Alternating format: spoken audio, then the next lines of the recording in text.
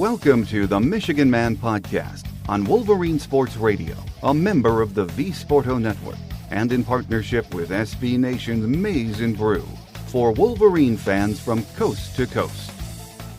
Go Blue, and welcome to the show. I'm your host, Mike Fitzpatrick. On this week's program, we are joined by recruiting writer EJ Holland from the Wolverine Magazine.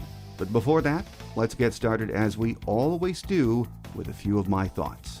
Okay, we all know recruiting is on the front burner this month for Jim Harbaugh and his staff, but in many ways it has been overshadowed by the Dr. Anderson story.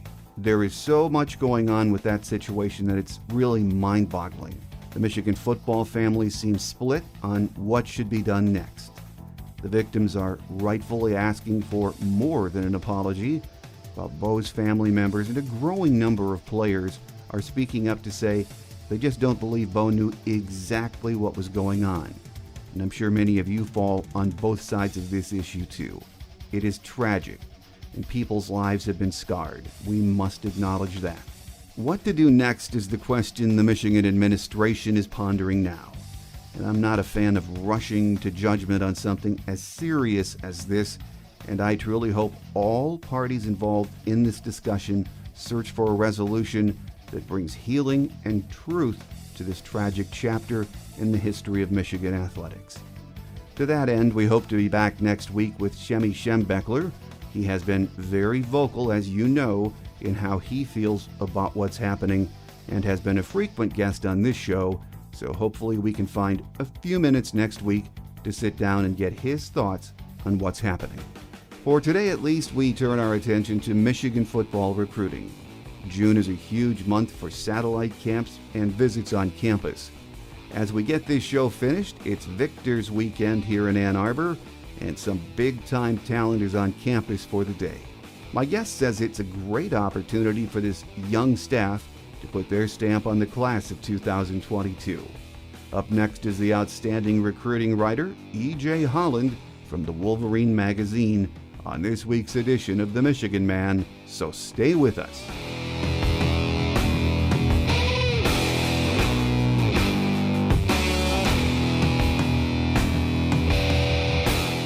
Here with us on our game day segment to talk recruiting for the month of June, and what is going to be a very big month for that, is recruiting writer EJ Holland from the Wolverine.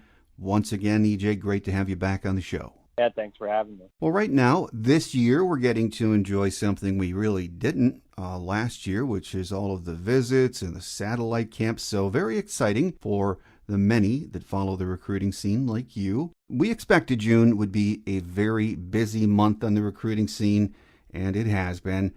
The satellite and other camps, they are in full swing, and you've been able to get to some of those, haven't you, EJ?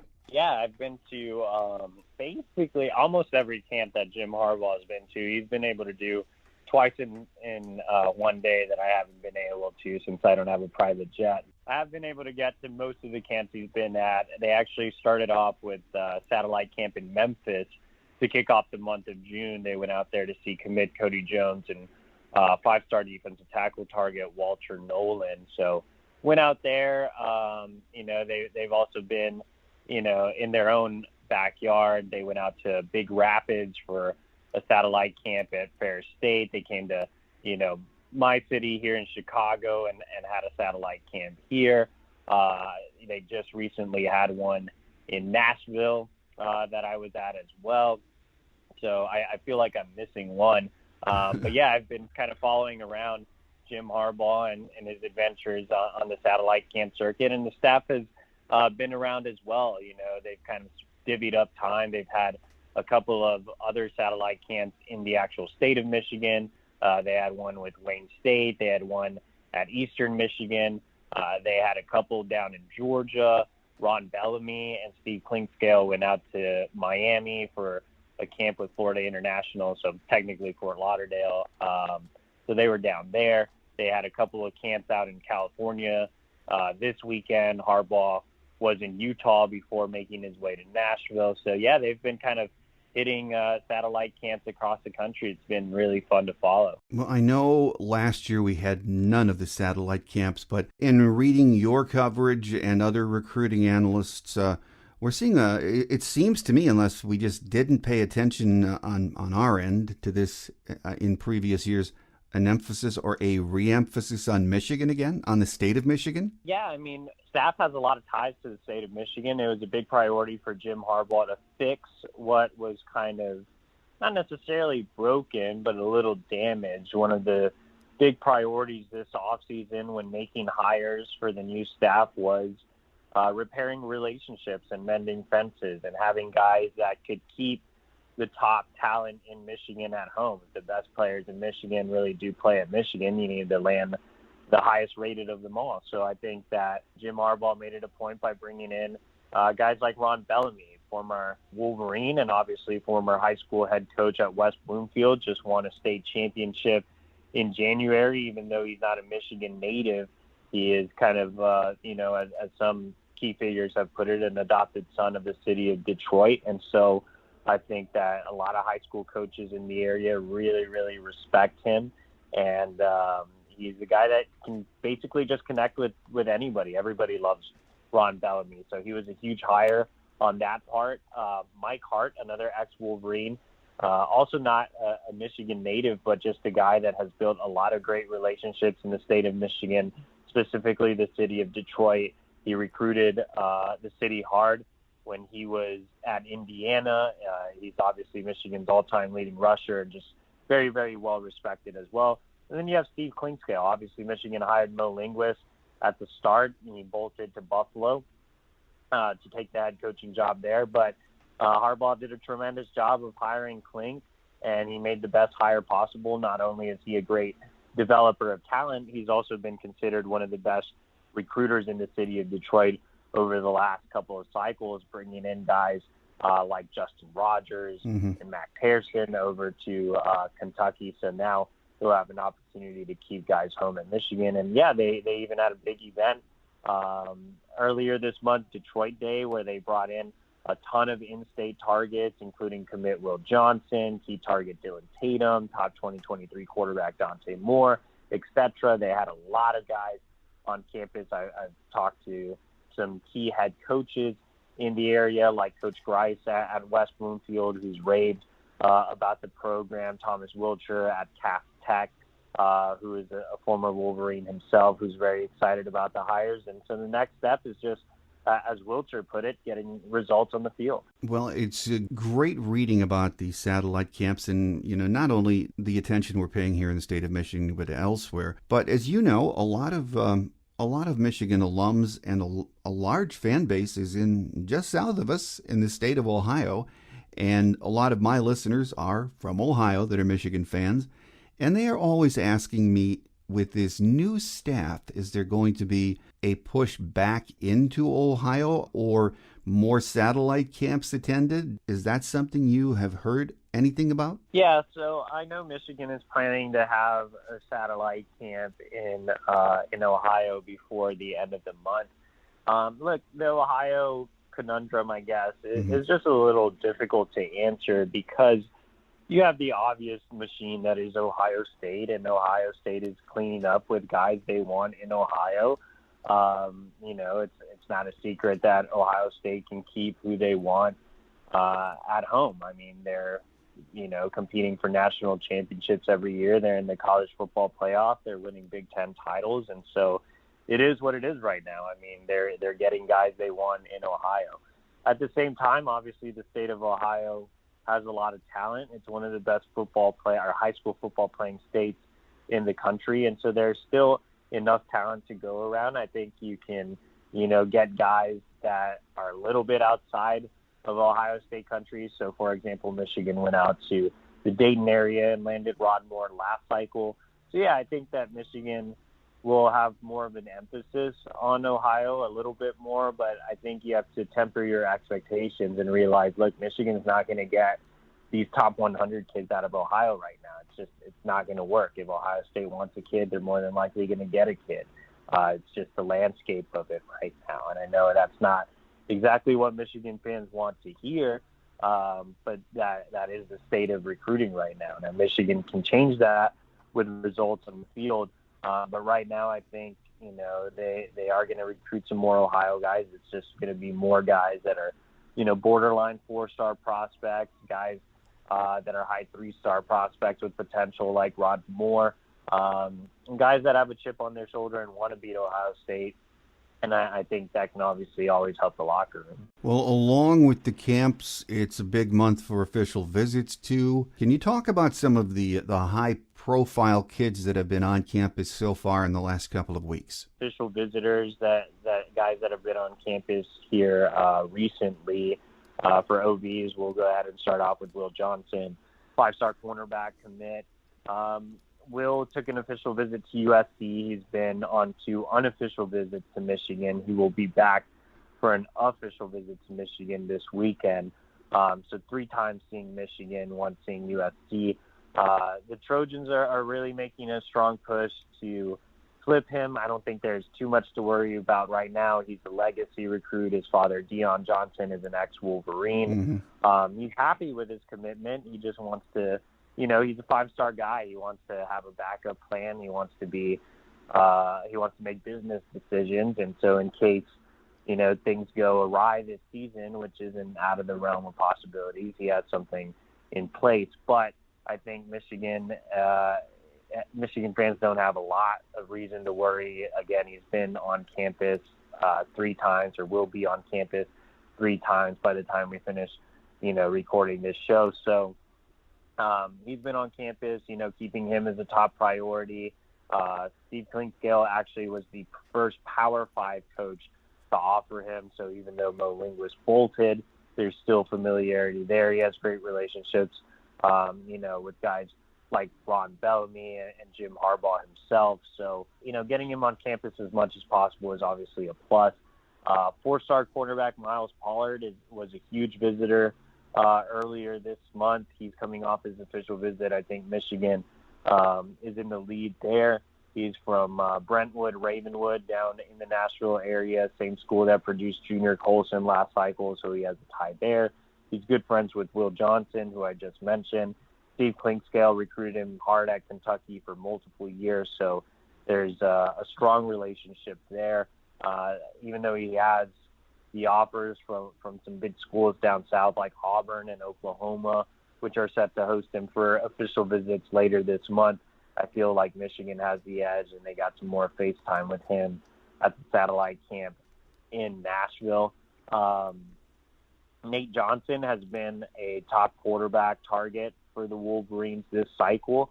He runs a 10.5 100-meter, so he's extremely fast, one of the fastest players in the country, regardless of position.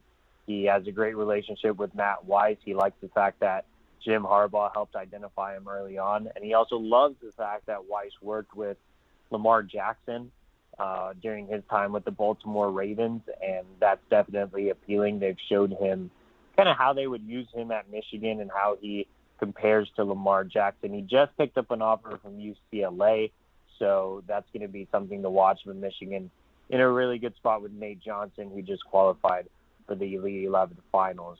Michigan had their top tight end target on campus earlier this week, Rivals 250 tight end Oscar Delp out of Georgia. Michigan was the first school to offer Delp, so that always is going to have Michigan holding a special place in his heart. I think they made a really strong impression on his visit. Georgia's going to be tough. The Bulldogs are really making a big push to keep him at home, but he has great relationships with the Michigan staff, and Michigan remains a dark horse in that recruitment. And then you had some intriguing, more, 3-star type of guys like Jeremy Patton from small town Tenaha, Texas, who is very high on Michigan and is a potential steal from the Lone Star State. You had guys like Micah Pollard from the Jacksonville area, pass rusher, a guy that can play multiple linebacker spots that Michigan really loves. He's actually the nephew of Michigan great Braylon Edwards. Mm-hmm. So Micah Pollard, again, a 3-star linebacker out of Jacksonville. I think Michigan is in a really good spot with him. And they had George Fitzpatrick, who's actually a 4-star offensive lineman out of the Denver area come in. He's very, very high on the offensive line board, and a few others. So those are some of the official visitors they've had on campus. And then this weekend they go into Victor's weekend, which is loaded with a ton of key targets like five-star defensive tackle Walter Nolan. You have Will Johnson coming back. Basically all the commits will be on campus. You have Rivals 250 defensive lineman Justice Finkley coming in. Rivals 250 offensive lineman Lucas Ayer coming in. Four-star defensive lineman Mario Eugenio. You have some key unofficial visitors coming in like four-star defensive back Dylan Tatum, four-star defensive tackle Deion Walker out of Tech. So a lot of top talent will be at Michigan this weekend for Victor's weekend. Well, there are a lot of other kids in the 2022 process that we're still in on. And I just wanted to go over a few of these names because I've seen them as trending up or maybe popping up more on Michigan's radar recently. We talked about Nate Johnson, who's really on the way up. Another kid we're hearing about is a three-star running back CJ Stokes from Columbia, South Carolina. And he was, I think earlier in the process, he was thought to be somewhat of a lock for the Gamecocks. But is that changing, EJ? Stokes is actually one of three running backs coming in for official visits. I think the other two are actually higher on the board. George Pettaway out of Virginia, Dylan Bell out of Texas. But I think CJ Stokes is definitely a possibility to end up in this class. One, it depends how hard Michigan pushes with Bell and Pettaway also coming in this weekend. And two, I also think it depends on how hard South Carolina pushes. Mm-hmm. I don't think the Gamecocks are necessarily making him a top priority right now, so the door is open for Michigan to close with him if they want to close with him, or if they want to wait it out and see if they can land Pettaway or Bell. I think, it really depends on the strategy that Michigan takes. So there's just so many moving parts with Stokes. Again, it just depends on if Michigan, wants to make the big push this weekend. And if they do, I do think they can land him. But it just, depends on, if South Carolina makes a push, if Michigan makes a push, just so much going on with him, especially with two other running backs joining him for official visits this weekend. Most teams, including Michigan, are always on the lookout for the big, rangy wide receivers. Another kid that I'm reading about is C.J. Smith from Orlando Bishop Moore, who has been on Michigan's radar for a while. Big kid, 6'3", 185, and from everything I read, he's got some wheels too. Yeah, he does. He, I believe, ran a 10.4 100 meter. Mm-hmm. Like, it was an insane time. It caught a lot of people's attention. Unfortunately, for Michigan, that attention has dropped the Wolverine stock in that recruitment. He is no longer slated to make an official visit next weekend, and so I expect him to stay south. Well, another wide receiver, and this sort of has surprised me. We haven't really been back down in Alabama, it seems, in the last few years. There's a kid that it looks like would fit nicely from Pinson, Alabama, in Josh Gaddis's offense, wide receiver, and I'm not sure what the kid's name is. I didn't write it down. Marquarius White. Yes. Yeah, so Marquarius White is a prospect that Michigan can definitely land. We haven't talked a lot about him. He's about 5'10", 170 pounds, so he has the speed. A guy that can play in the slot, in the outside. Really keeps to himself, quiet kid. Right now, even though he has the big offers on his profile, I don't think schools like Alabama or Ole Miss or other SEC schools that have offered are necessarily making him a top priority. And so, again, the door is wide open for Michigan to land him. They are getting him on campus for an official visit next weekend.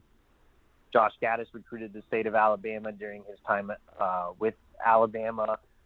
New director of recruiting, Sean Larkins, has been leading a big charge in the state of Alabama. He recruited there during his stops down south.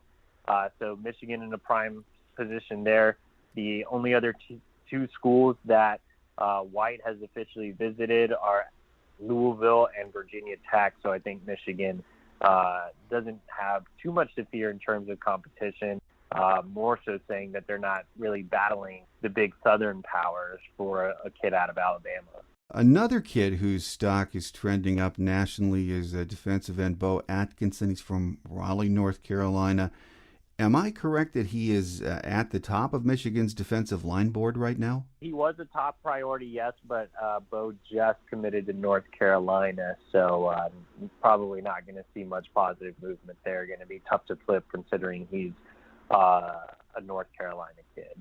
Okay, so an outside linebacker who seems to be listening to Michigan's pitch right now is Ankle Saka. He's from Towson, Maryland, and from what I understand, he's being recruited by several Big Ten schools right now, EJ. Yeah, he is. So Penn State, Northwestern, Michigan are the three Big Ten schools that are very involved. He also made an official visit to USC, so they're kind of the outlier out west that's recruiting him. But he's another kid that Michigan can definitely land. I think, Penn State is going to be tough to beat, but Michigan gets the last official visit, and I think that they've done a really, really good job recruiting him. Ryan Osborne, Michigan's new defensive analyst, has really honed in on edge rushers and is really leading the way with Saka. So he fits the mold of what they like. They're not necessarily going after those super tall 6'4", 6'5", long guys coming off the edge. They like more compact guys, more 6'2", 6'3" guys, and Saka fits that mold. He actually reminds me a little bit of a guy that I used to cover named Joseph Asai, who played at the University of Texas and was just drafted by the Cincinnati Bengals. So I really like him. I think he's kind of undervalued, just got bumped up in the rankings, though. And, again, Michigan in a good spot to land him depending on how the official visit goes next weekend. Are there any other names that you could mention that are not only trending up nationally, but are now on Michigan's board? Yeah, I think some newer targets that are trending up. Three-star offensive lineman Alessandro Lorenzetti. He plays at a boarding school in Connecticut, but is actually from Montreal, Canada. Alessandro is considered a Michigan State lean, but he actually picked up a Michigan offer while on an unofficial visit this week and will be on campus for an official visit this weekend.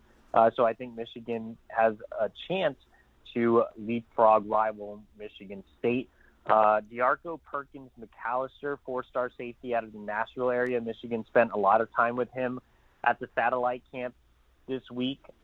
He has a pre-existing relationship with Steve Clinkscale, who recruited him at Kentucky, and that's a big reason he set an official visit with Michigan. So he's a guy that's kind of trending up on the board, and his interest is trending up in Michigan as well. So we'll see how that official visit goes.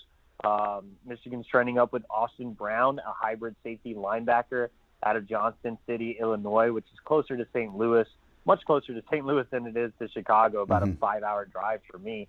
But he's an intriguing prospect that the Wolverines are making a priority and can potentially close with this weekend. We obviously talked a lot about guys that are coming in this weekend, like Walter Nolan and Mario Eugenio, Joseph Ottedire.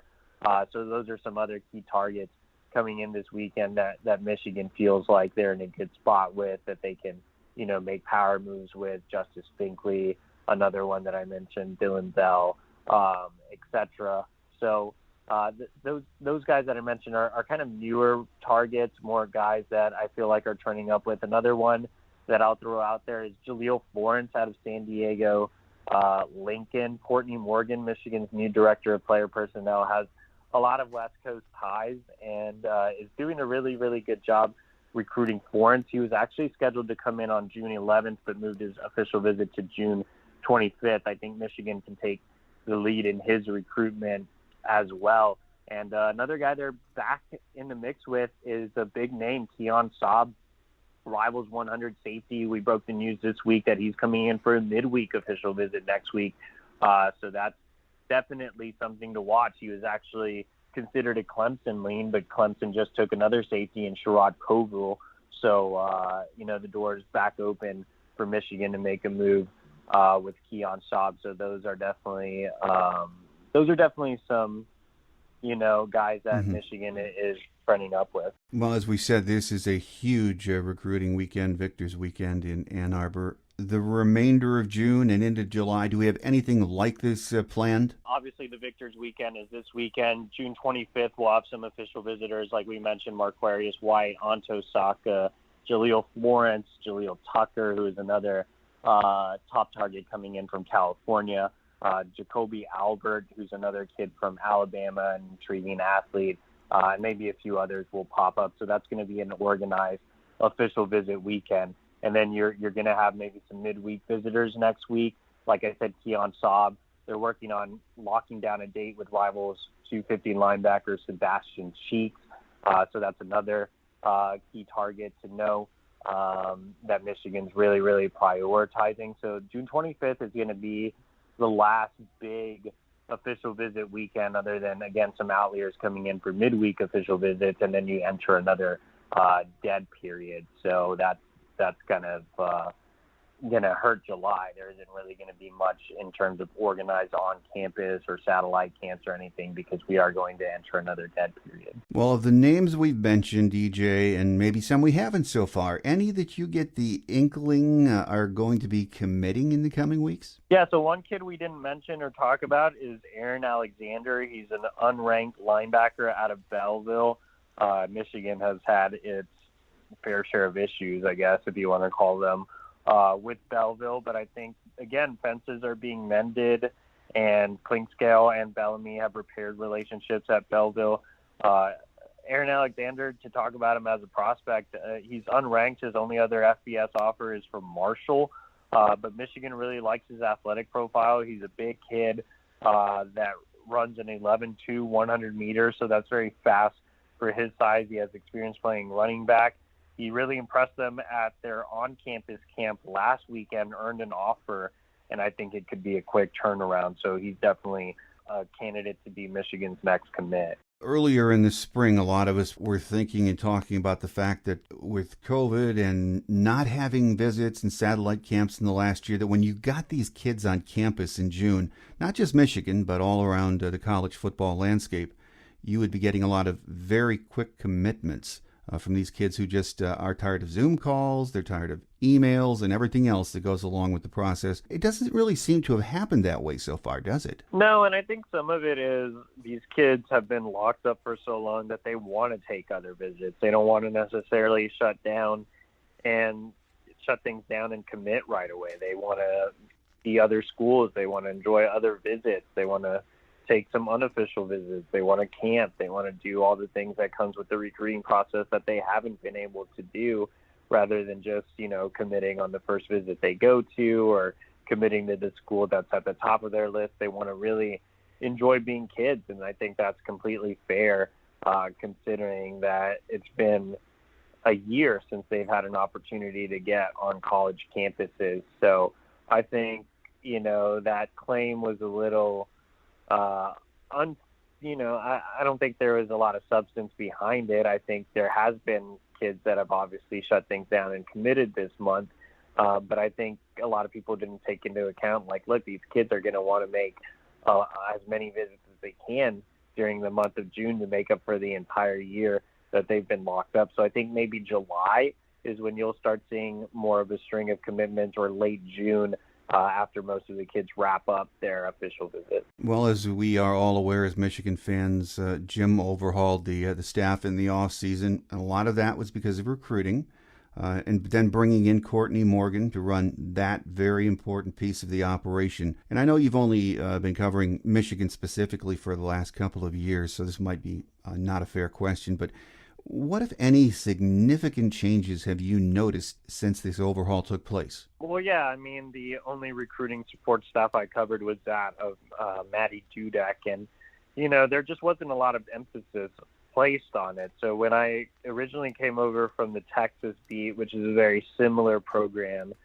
to Michigan, I was just shocked at how small the recruiting department was. It was like a mom and shop operation where, Texas had a similar mold as Ohio State. And so, I covered Tom Herman at Texas, who was obviously part of the Urban Meyer tree. And so he took exactly what Urban Meyer did at Ohio State and implemented it at Texas. And Ryan Day, who's obviously at Ohio State right now, is following that same model in terms of the recruiting department. So Michigan kind of beefed that up and is following, and now has a recruiting department that closely resembles that of Ohio State and that of Texas and its fellow Blue Bloods. They brought in director of player personnel Courtney Morgan, who has a lot of West Coast ties, an ex-Wolverine, is known as a people's person. They promoted Sean Larkins, who has ties throughout the Southeast, as the director of recruiting. They brought in Christina DeRuiter, who's going to handle on-campus visits. So a lot of what Maddie Dudek did as far as scheduling calls, scheduling visits, making sure guys are having good times on campus as we transition to this name, image, likeness period where college kids are going to have an opportunity to make money. Branding is at the top of the priority list. So Harbaugh brought in Sydney Sims from Notre Dame to help lead that charge. So a lot of positive, changes have happened within the recruiting department. I think, one, it's bigger, and two, it's more innovative. And I think you're going to see the benefits of it, down the line. Does it seem to you as if the new coaching staff has made a favorable impression with recruits that you've talked to, and then, other players and high school coaches so far? Yeah, I think that they definitely have. I think, like I said, Ron Bellamy, Steve Klingscale specifically have a lot of ties in the Detroit Metro, Mike Hart as well. And so all those high school coaches have raved about those hires. Mike McDonald, even though he came from the NFL, has really impressed guys with his football acumen. Same with Matt White, who's a big analytics guy. Both of those, guys have really impressed recruits with their football knowledge and going over the board with them and going through virtual film sessions. So, the recruits have definitely noticed a change in that regard. George Hilo has a lot of connections in the state of Florida, being a Jacksonville native. So I think he'll continue to help Michigan's push there. So there's definitely been a lot of positive reaction. Out west, again, Courtney Morgan has a lot of ties in the state of California. Sean Larkins has been leading the charge in the Southeast, specifically in Alabama. So I think this staff is well connected in a lot of different areas with an emphasis on Michigan's own backyard.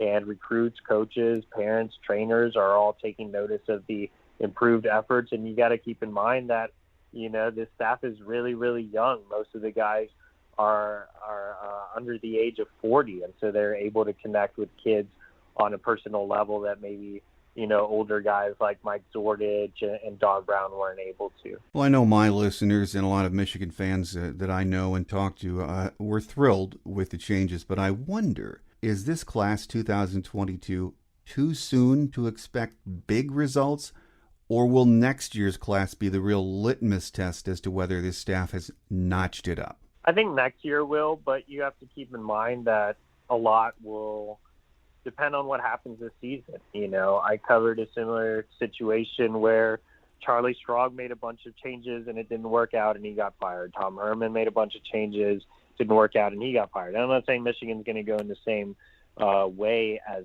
Texas. I think a lot of these hires were very, very positive, and Michigan made way more changes than Herman did and than Strong did. So I think you could see it work out for a positive. But the ultimate deciding factor on how this recruiting cycle goes and how next recruiting cycle goes will simply depend on how this season goes. Michigan needs to win. Pressure is at an all-time high, and they absolutely cannot follow in the same pattern as Charlie Strong and Tom Herman did at Texas. They have to win games. They have to exceed expectations. And so, results on the recruiting trail will directly be dependent on results on the field. Well, final question for you, EJ, before we let you get away.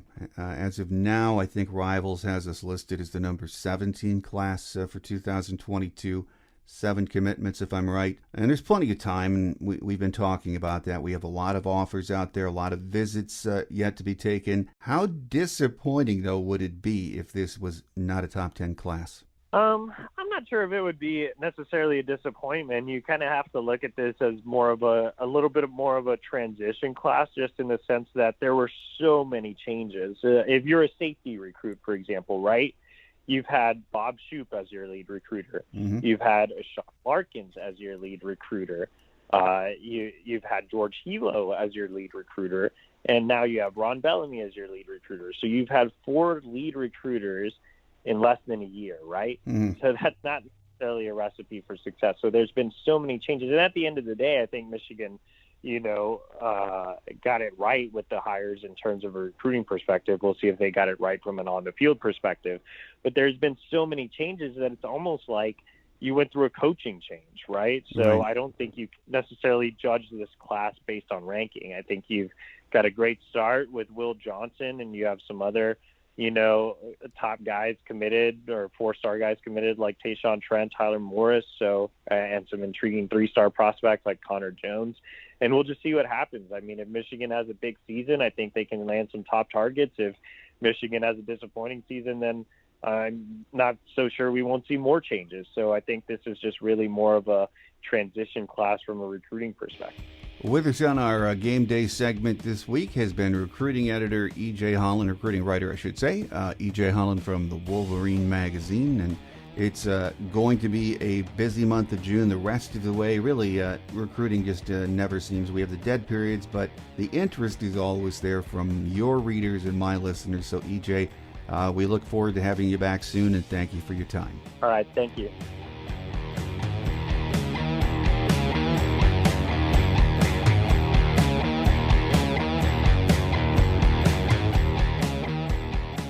On Quick Hits today, we'll keep it short.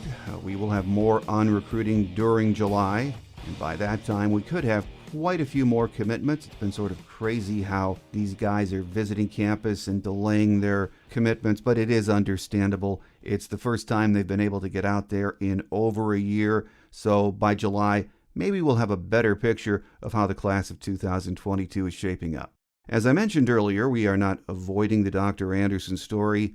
So next week, I hope to have Shemy Schembechler on with his thoughts on the investigation, what his dad did or didn't know, and much more. In the meantime, I hope you're enjoying this very young summer, even though it's not officially summer yet, and getting out there to enjoy life as things open back up. If we stay on track, and it sure looks like we will, the big house will be rocking with no limitations this fall. We hope anyway. Let's keep our fingers crossed. As I mentioned from time to time, we are on our summer schedule until August, when we resume weekly programming, and that's as we get ready for football season. It's not that far away. So make sure you tell your friends and family about the show. Please like us on Facebook and Twitter, or give us a favorable review wherever you get your podcast from. That does it for now. Have a great Wolverine weekend, everyone. I'm your host, Mike Fitzpatrick.